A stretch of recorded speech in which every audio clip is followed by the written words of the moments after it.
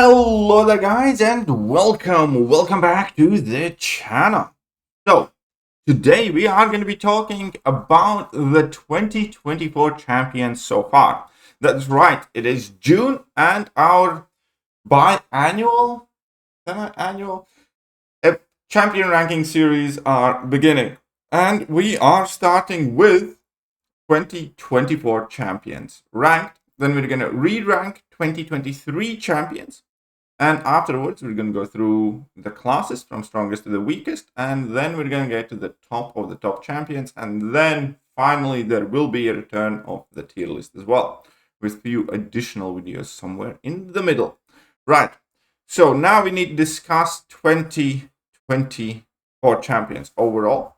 But before we get any further, I must give you guys the mandatory disclaimer, because these lists do reflect a mixture of current game relevance and trends, mainly, and also my personal thoughts and opinions. We all play games at different levels, commitment levels, financial commitment, and activity. We are playing different time periods as well, and therefore champion value is extremely subjective thing. Champions that I find the most valuable might not necessarily be the most valuable for you, depending on which areas of the game you focus. These lists, all of these lists, will primarily focus on the meta relevance, the champions that are sought and chased after the most by the highest tiers of the players. That automatically pretty much implies that these champions have to be valuable in, at the very least, in one of the either Alliance War or in Battlegrounds, for most part. Because everything else to do with questing and such, we just get by with basically whoever we already have ranked, with the exception of some, extraordinarily challenge fights where there are very specific champions required. For most part, when Act 8 comes out or when 9.1 will come out, we're just going to tackle it with whatever champions we have ranked, rather than try and rank up the perfect champion for Act 8, because objectively it's not as hard content that it warrants a specific investment in champions for most part. That is to say that these lists will not necessarily reflect which champion will help you progress through Act 4 or 5 or 6 the most. These lists will indicate in which champions are currently most used by the most engaged and skilled players, which champions are at the top of the game, which champions are sought after, hunted, sigged up, ranked up, and utilized in battlegrounds and alliance wars in other areas of the game. Therefore, now that we have gotten that out of the way, we do need to comment on the overall situation with 2024 champions. There's no better way to put it. Not great, comparatively speaking. It definitely feels like a step back in terms of champion capabilities, especially offensively. There is not a single champion released so far this year that's like a must-have offensive champion. Most valuable contributions this year upon champion releases have, quite annoyingly so, to be honest, been defensively oriented. And obviously that makes the game harder. That makes it harder to win when we are getting really tough attackers and not as many tough defenders and not as many great tough attackers to deal with them. And it's kind of in a peculiar state, but obviously Kabam's releasing these champions as defenders, and then they are obviously releasing counters to them as well. But overall, if we need to kind of like weigh the power balance, then the defensive side is definitely currently winning. Now, in MCOC, historically, it's always been the offensive side that has been winning, and then Kabam has relied on nodes or some other tricks to beef up the defenders and make things challenging. Now, they have released such a set of defenders where you don't really need to give them any nodes, and it's already hard to fight them. And then when you put nodes on top of them, it makes it very, very, is the best way. There's very little room for error, and it requires a great knowledge and RPG, knowledge as well, in order to get these fights done. Therefore, I think MCOC is kind of moving into this next level where you have to be incredibly skilled and incredibly knowledgeable of specific champion interactions in order to efficiently deal with some of these defensive threats. In other words, I think Kabam overdid it. I think they mismanaged the balance here of offensive and defensive champions. And this list will also reflect it. Because now that I take a look at it, there are 2 champions that I'm not going to be ranking here. So ignore these 2 rank ups. I'm not going to be ranking up North Star because he's not even out. I don't think anybody aside from CCP has ever managed to play with him yet. So obviously, I can't put value on him, but I do believe he could land somewhere in the middle to the higher end of this list. And I will not be ranking up Arcade now. Even though his early access bundles are out, there's still very many unknowns, and I don't think I could rank him fairly at all because he just has not had any time to make an impact. Moving on, spot number 11. Spot number 11 goes to Silver Sable. Haven't seen or heard a single positive thing about her. She's about as useless as they come. She's the modern version of Groot, or I don't know, Jubilee or something. I'm sure that Kabam will eventually figure out some metas or nodes where she can be useful or something. But objectively speaking, in the vacuum, she's bad. She's a fail. She's definitely a fail. If she does not get rebalanced, then the whole rebalancing program needs to be thrown out. That's what I'm going to say. If Silver Sable does not get rebalanced, there is no point of balancing program because she's utterly garbage. Every single one of the hype and positive content creators struggled to say good things about her. Most people didn't even cover her. Useless garbage in her current state. Therefore, I don't have much else to say. She has to get the rebalance. And I'm sure that somebody's going to get angry at me. And yeah, of course, she's not Groot. That's why I said 2024 version. She will have her uses under some specific conditions or something. And again, objectively, if you'll put 10 different skill champions in front of me and 10 half decent skill champions in front of me, Silver Sable is pretty much the least likely one to get ranked there. Just saying. Right. Next up, another champion that might be treated quite harshly, but it's Spider-Punk. He kind of came in the game with a little bit of a flair, but it quickly decimated. It could be a mixture of things, but ultimately, you just don't see the guy anywhere. He's not sought after, he's not chased, he's not, somebody you see a lot as a rank 3 7-star or even rank 2 7-star, to be honest. He just completely has disappeared from the face of the earth. Now, yes, Spider-Punk and Silver Sable are some of the newer champions that have joined the contest recently, but in case of Spider-Punk, I think he would have had the time if he was actually good. Now, there could have been other factors, for instance, some of the previous nodes kind of punishing Science class, and not too many people just, picking up on him initially. So it is well possible that he will receive some sort of resurgence. Ultimately, though, currently, if we are discussing this from the standpoint of meta and desirability and the use and how visible these champions are, well then, ain't good news for Spider Family fans here, because currently, nobody really cares about Spider-Punk. And that is the sad, honest truth.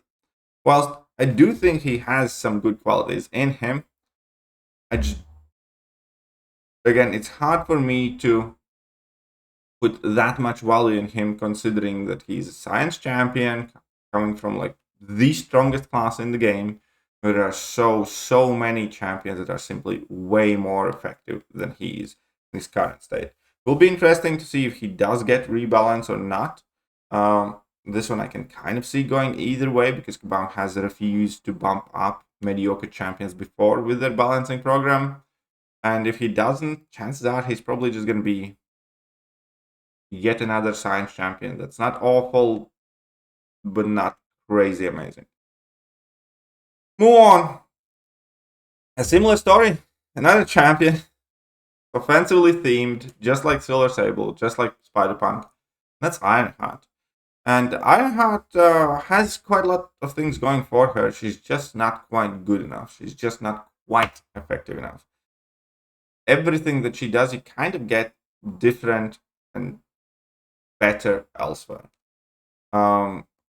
If she had a little bit more utility, maybe. If she had some more damage, maybe she'd be more popular. Currently, you do see her somewhere from time to time, but overall, again, another champion that got some love upon release and quickly kind of died out. And that's kind of a trend with a lot of these 2024 champions. Yet again, it almost feels like Kabam is afraid of making good attackers when they release these powerful defenders. Obviously, just like Spider-Punk, Ironheart is like specifically themed in countering some of the mutant threats, and she does that fine.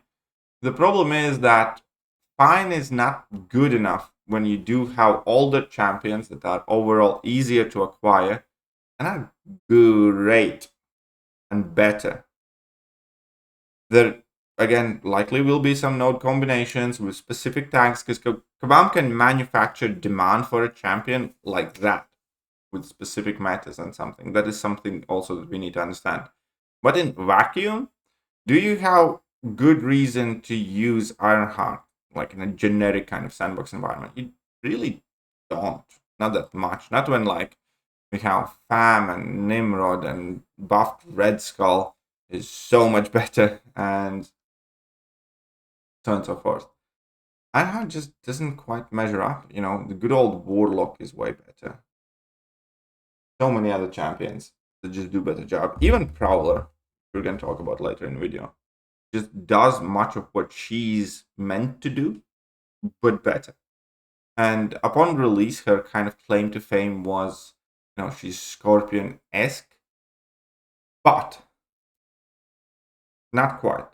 She definitely feels like a power level down from Scorpion, and Scorpion himself right now is being outshined in the game, in the science class.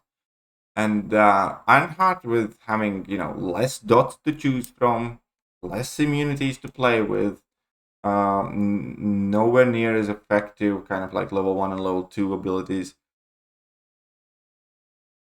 just not doing quite enough. Yes, her ability to bypass miss fine. Yes, her dots are fine. Her damage can be okay if AI is fast, but again, it's just not quite good enough in 2024 in order to justify kind of like giving her catalysts over like future Ant-Man or a Warlock or even a Red Skull or Shocker, somebody.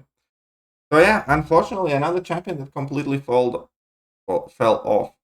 Next up, I'm putting up Deathless King Groot. And again, this could be the case of his demand kind of being manufactured a little bit. But this is a champion at the very least that I have seen around more, whether it is because of Kabam requiring him for specific things. But there are more people actually, investing in him, taking him up to rank 2. I have seen some of these guys rank 3 as well.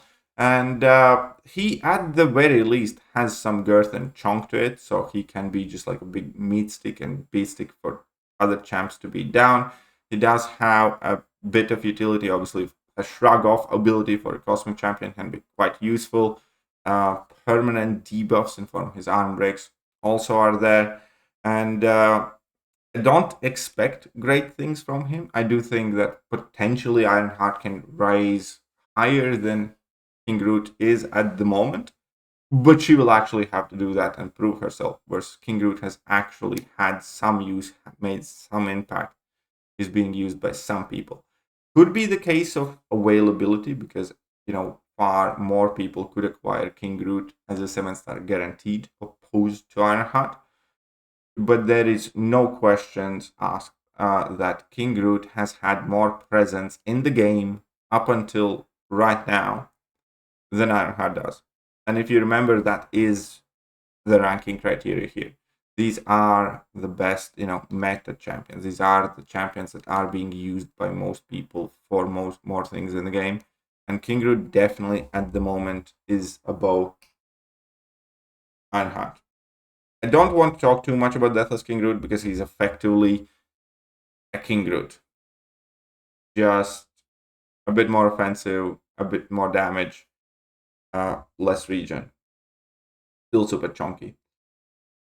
Right, let's move on to spot number 7, and these will actually be champions that do something. Again, they're not great necessarily in their own respective classes. I don't think a single champion released this year would make like a top 5 in any class, or top 4 at the very least. But Dust is putting in work here and there. She was a tactic champion previously. She does have plenty of immunities. She is somewhat finicky and annoying defender that can mess you up with, borderline unavoidable damage if you make any mistakes in the fight. And then additionally, obviously, Dust does have some selectively decent offensive matchups that are somewhat popular, as she does counter fairly large amount of skill class as well. And that's about it. She kind of reminds me of Storm Pyramid X. Somewhat annoying defender, somewhat solid attacker.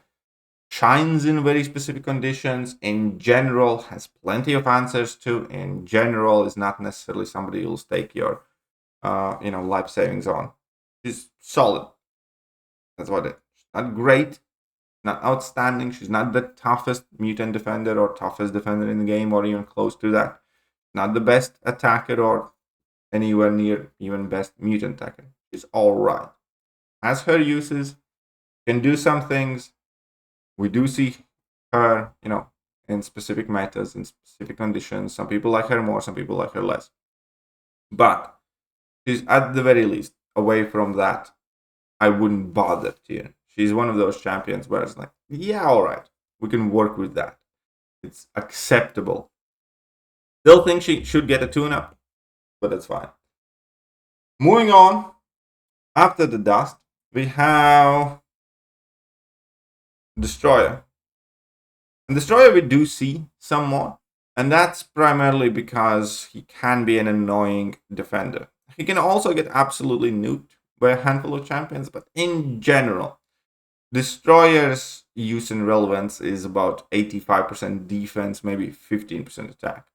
His cool thing is obviously the unstoppable that he gets on dashes, on top of being immune to slow and arm break. And that still is one of those immunities that kind of floats under the radar. It catches people off guard. It makes him much, much harder to fight against in specific matchups where you do need to get those intercepts. There are very few champions that can deal with unstoppable without using slow that are in the current metas and are viable attackers. He can be a solid attacker against, buff-heavy champions for the most part, but lack of willpower and fairly sizable chip damage that he carries over, as well as his relatively long rotation, makes him unsuitable for, let's say, battlegrounds, and will, often require you to heal up and or finish fights with suboptimal health.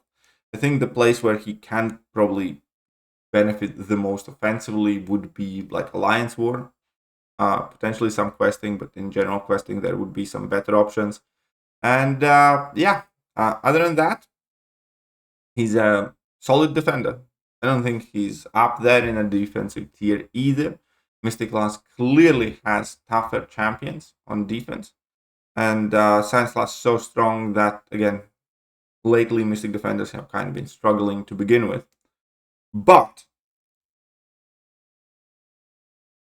you judge these champions and rank them by the competition, and I think this is about where he lands. I do think he carries over slightly more value than Dust, slightly less value than champion that we are about to talk next.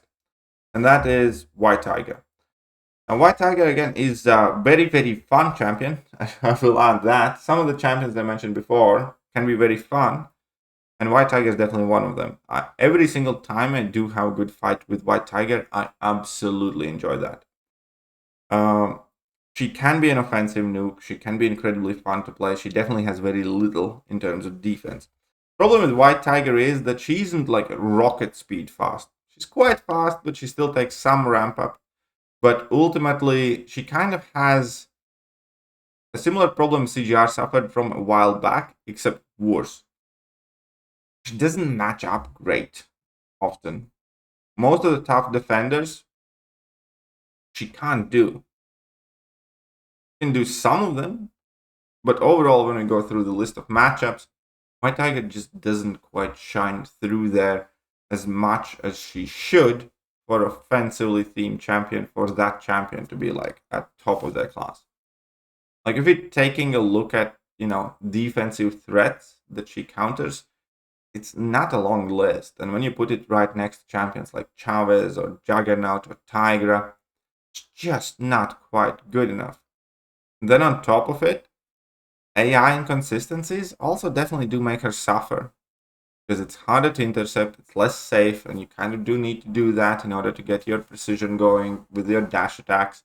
And then if you want her at her most effective, you need AI behaving the way you want it when you want. You need AI to hold their specials if you want still more power, or you need AI to release whichever special you want in order to kind of like line things up properly. And that's just not that easy. Overall, though, again, I do think she's a really, really fun champion. I do find value in her. I do use her, from time to time myself as well. I also see other people use her and have fun with her. But it's definitely impossible to call her like a must-have meta attacker. She's not. Kind of like a role player in a basketball game. She can do some things. You can bring her in for some metas or some specific tasks. She can do them tremendously well. But overall, there's just not quite enough in her kit for her to kind of like climb to the top of champion rankings or even her respective class rankings. Next up, above White Tiger, we do need to talk about Negasonic. And Negasonic definitely came in the contest very, very hyped and didn't quite justify it. Now, out of all the champions we have spoken about so far, I have definitely seen her the most, and she does things. Problem is, she doesn't do them fast enough for the metagame in Battlegrounds. That, however, is not the end of the champion, obviously. She will, in my opinion, be one of those champions that every account wishes to have at the semi-high rank, because I do think that she's going to be popular in Alliance War, where the speed doesn't matter as much. It's more about who you can counter, and she quite directly destroys pretty much every single skill champion and a handful of other, important matchups. So unlike White Tiger, she actually matches very well with a lot of troublesome champions. And on top of that, I think she's going to be great for challenge content or Everest content or, questing, problematic fights is what she answers. Because when she destroys a skill champion, she destroys them completely. She has virtually everything. Like, I heard a comment about Negasonic Teenage Warhead where she doesn't feel like a cohesive champion. She feels like a ton of abilities thrown together in order to counter all the skill meta defenders. And that's kind of what it is. But even though you might personally dislike it, and even though I might personally dislike it, there is still a lot of value in it. There are tons of champions that I personally have, disliked using or disliked as champions that have proven tremendously useful to me. And it kind of is going in the way of that direction with Negasonic as well. I have messed around with her a little bit. I don't have her as a 6 or a 7 star yet, but still. But ultimately, she, is not some champion that I think is greatly designed or I enjoy using. She is a champion that will do the job. It's kind of like a Magneto. Like, I never used Magneto because I like Magneto. I use Magneto because Magneto was the best counter for specific things. Even a lot of times when, I could have used Magneto, I end up using something else just because I didn't like that champion as much. Doesn't mean Magneto is bad. Doesn't mean Negasonic is not great. Just because she's not kind of like a cohesive champion. I do expect to see her around the game. May in some of the Battlegrounds metas where speed might not be as big of an issue. And some, in a lot more of Alliance War fights, I do think we're going to see her. And then again, as I said, challenge type content. Spot number 3, I'm currently going to give to Prowler, because out of all of the new champions, Prowler is pretty much the only one that has actually been putting in work for the people who have learned him. And with Prowler, you do need him high sig, because his damage without it kind of seems underwhelming. But while opponents faltered, Prowler gains critical rating, and that kind of like further emphasizes pretty much everything else that he does and scales with Raptures and so on and so forth. So 6-star Ascended Prowler is kind of where it's at. And there's a group of people who have understood that, and in that case, Prowler is quite dangerous, quite capable, quite powerful. And again, out of pretty much all the champions released so far this year, it's only him and Negasonic that I have actually seen, putting in work in kind of like consistent manner and being like offensive viable options in competitive and hard scenarios. I do think that again, Prowler still hasn't gained all of his popularity. I think there's still going to be time because he's not the simplest champion to use. You do have to practice it, and hopefully more and more people pick him up and see his offensive worth. So when it comes to Prowler, some people might think I'm overrating him. He actually does quite well, and he does counter the meta defenders pretty much better than any other champion released this year.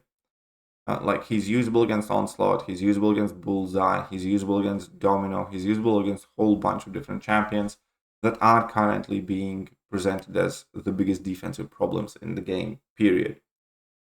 So there we go. Prowler, I think, and don't get me wrong, I don't think Prowler is like up there in the champion rankings. Like Prowler will not make like a top 20 champions list in MCOC, even close to that. But he's still the best offense this year has to offer, which is exactly what I discussed before, where this year just kind of seems quite underwhelming, especially offensively. And that leaves us with 2 champions that we can rank. And in rank number 2, I'm going to give you guys Bullseye. And that leaves rank number 1. Well, we all know who's that going to be. And the thing is, well, again, this is entirely defensive. If you're looking for the best offensive champions and stuff like that, then obviously it's not going to be Bullseye. That's why I kind of changed up criteria for these ranking lists in general as well, yet again this year, because I do think that, the game has changed and these lists need to adjust with it. And the fact of the matter is that Bullseye is more sought after champion, more desired champion, more ranked champion, more present champion, more impactful champion than any other champion on this list so far. Even though he's a noodle, even though he's offensively garbage. And why is that? Because defense matters. Defense matters. Lines for defense matters. Battlegrounds defense matters. And there we go. Bullseye is the second most desired, wanted, and used champion the release this year, entirely of his BS defense. And I absolutely hate Kabam's designs in defense recently. The disable masteries do give you a ton of unavoidable damage. Like his evade is bullshit as well because it's just so frequent and it's just stalling for time and it basically forces you to take a lot of unnecessary block damage often, and it bypasses ability accuracy reduction and stuff like that. It just feels like shit to fight against champions like that. It really does.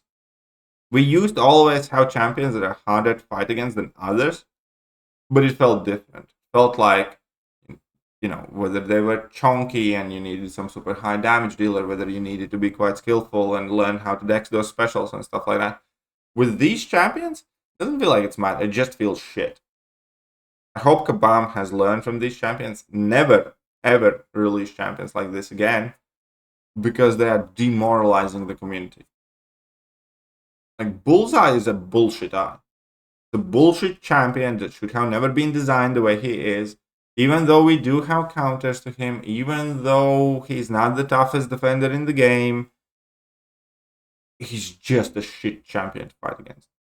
And it feels very shit. It feels cheap. It feels manipulative, cash grabby. It feels FU, basically, type of situation. One should never make champions that disable your masteries, give you a shit ton of unavoidable damage unless you're using like 1 of 5% champions in the game that have like specific abilities to kind of rein him in. That said, he's still a desired champion precisely because of that, because players are sadistic freaks who like to punish each other. I'm kidding. Players like to win, and this is a champion that can help you win. That's the end of the story. He's designed, he's ranked up, he's chased, he sees all the catalysts, he sees all the Battlegrounds decks, he sees all the Alliance War defenses. Therefore, he's the second most valuable champion released this year. And now we have the top spot. And top spot, everything that I just said about Bullseye basically has to be said about this guy as well. He's also a bullshit champion. Also wish he was never released. Also don't think it's a good direction for MCOC. Also is strictly a defender. And also is, game changing, defense changing, valuable, wrecking fools left, right, and center. With the right proper counter, can get him down well. Without right proper counter, it's just an auto loss. And again, it feels shit. Kabam has really adjusted the way they are making champions, not for the better. Attackers are more underwhelming than ever, and defenders are more bullshit filled than ever. I think it's a very, very, very bad omen for MCOC in general. Combining that with all the AI issues, it's depression central. That said, why is Serpent higher than Bullseye? Well, the answer is very simple. You can still kind of nuke Bullseye with some other random champions, random nukes. Like, you can bring in like Sunspot and nuke Bullseye down. Yes, you're going to lose some health, but the fight's going to be over fast. You can bring in like Kate, for instance. Yes, she's not bleed immune. Cold Snap will help you with Bullseye's away. You're going to take some damage. You're going to nuke him down fast. Because Bullseye is not chunky. If you compare here, then, well, obviously this is rank 6, but this shows 158k health. And then we're going to take a look at 7-star Bullseye. And Bullseye is at 136. So he's not. And then obviously Serpent just has chunkier mechanics, and he kind of, again, stalls you with the power gains and everything else. And whilst, again, bringing in less than ideal counter against Bullseye will mean that you lose some health or a lot of health, but you can get the fight down typically. Bringing in less than ideal counter against Serpent pretty much always means you're going to get KO'd. I think out of both of them, Serpent is the one that demands the perfect counter more than Bullseye does. Which is saying a lot. Because seriously, fuck both of these guys. Anyways, obviously with time, we are learning how to fight against these champions. But with Serpent, it doesn't even really matter. Because unless you have a good counter, you're just going to take a crap ton of block damage anyways. If not a couple of level 3s. Can't really dex them, you have to block them, and just off. But those are the rankings of champions so far this year. And again, I think this list definitely illustrated my point and highlighted new direction of MCOC champions being released. Therefore, here's the list again. I also, this time around, listed why they are ranked as high as they are. Serpent for defense, Bullseye for defense, Prowler and Negasonic and White Tiger for offense, Destroyer for defense. Dust is really like a dual threat. Deathless King Groot would also be classed as dual in my opinion. Ironheart, Spider-Punk, both offense. And Silver Sable came in dead last because she's useless on defense and offense. I cannot in good conscience even give her, a class there. Not ranked, Arcade and not star. Hope you guys enjoyed the video. And if you did, hit that like button. I'm going to be back again with 2023 champions re-ranked from the bottom to the top, split into different separate videos. See you soon. Bye-bye. Hello there guys, and welcome back to the channel. So we have all the information about the